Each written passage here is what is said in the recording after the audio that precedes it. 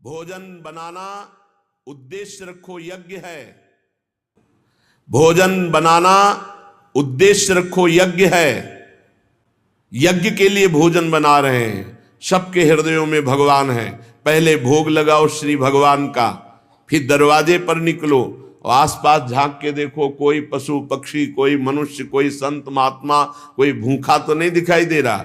अगर एक गाय है, कुत्ता भी है, तो घर से जाओ, रोटी लाओ, पहले उसे डालो भगवत स्वरूप मान करके पहले। फिर अपने घर में जो बड़े बूढ़े हैं सबसे पहले उनको पवाओ, बच्चे जो हैं उनको पवाओ।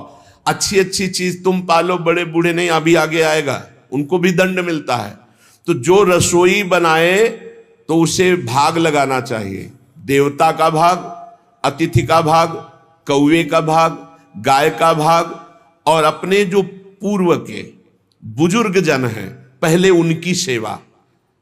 अच्छा, जो भी रसोई बने, भगवान का भोग लगाया, दरवाजे तक गए, अतिथि को देखा, एक गौ के लिए ग्रास निकाला, एक कौवा पक्षी आदि के, जरूर जरूर ये नहीं निकालोगे तो पाप है। गीता जी में कहा जो अपने लिए पका के पाता है वो पाप पाता है। तो जो अभ्यागत अपने बुजुर्ग और अतिथि, अब कोई साधु महात्मा आया, माना कोई भी हो, वो दरवाजे में पुकारा, राधे श्याम, आप छुप नहीं सकते, आपको निकलना पड़ेगा। हाँ, राधे राधे, क्या चाहिए, क्या सेवा करूं आपकी? आप जल पिएंगे, आप भोजन पाएंगे? नहीं, मुझे पैसा चाहिए। वो नहीं दे सकता, खत्म खेल, आपका आदर हो गया।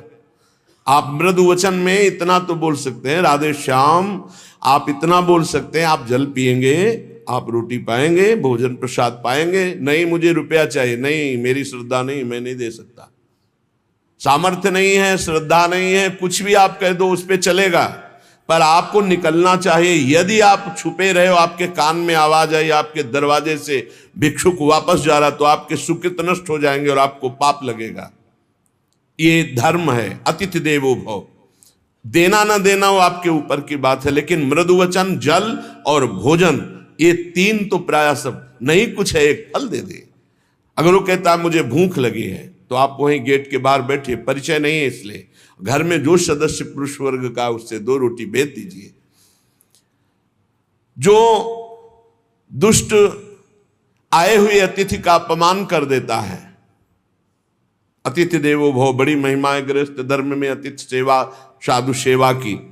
उसे यहां पीब चाट चाट के पवाई जाती है नरक में, उनका बुरा हाल होता है। बहुत सावधानी, इसीलिए धर्मात्मा पुरुष एक एक कार्य को बहुत धर्मपूर्वक, जो यहां दूसरे के भाग का अपहरण कर लेते हैं। पंगत में एक ही भोजन चलना चाहिए, ऐसा नहीं छुपा होना चाहिए कि 10 लोगों को और 10 लोगों को और। घर में ऐसा छुपाव नहीं होना चाहिए कि बूढ़ा बुढ़िया के लिए सूखी रोटी दाल और आप गर्मा गर्म हलवा और अच्छे अच्छे पदार्थ पा रहे हो। जो ऐसा भेद करके भोजन करता है, मुखिया मुख सो चाहिए, खान पान सो एक। जिसके घर में समर्पित नौकर हैं उनको भी वही भोजन पवाओ जो तुम पाते हो। ऐसा नहीं हो सकता कि तुम बढ़िया बढ़िया और फिर निकृष्ट भोजन उसको, ये तुम्हारा पाप बन रहा है। सबके हृदय में भगवान है, भोजन वही, तुम भले बचा खुचा पालो, घर के मालिक हो, लेकिन सेवकों को, बालकों को, वृद्धजनों को, अतिथि जनों को भरपूर।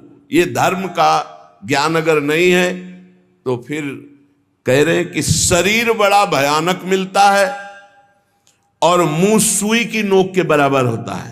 अब वो इतना भूख से व्याकुल होता है, पर उसको खाने को क्या मिलेगा? वही गंदी चीज और सुई की नोक के, और हाथी जैसा शरीर, और भूख से वो तड़पता रहता है। ऐसा हजारों वर्ष नरक में मिलता है।